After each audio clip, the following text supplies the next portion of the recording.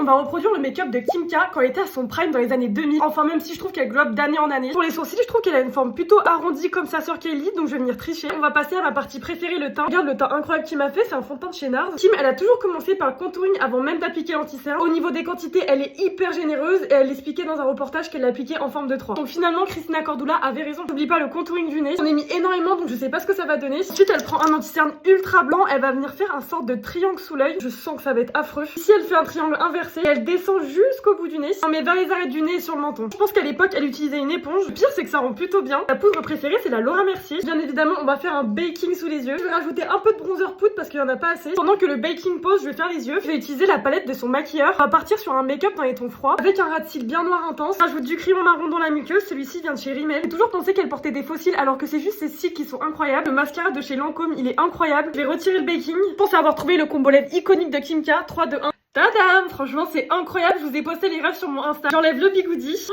Je pense que c'est l'un de mes plus beaux make-up. Je me suis jamais trouvée aussi fraîche sans faux cils. C'est tellement elle, la bouche en cul de poule. Bisous!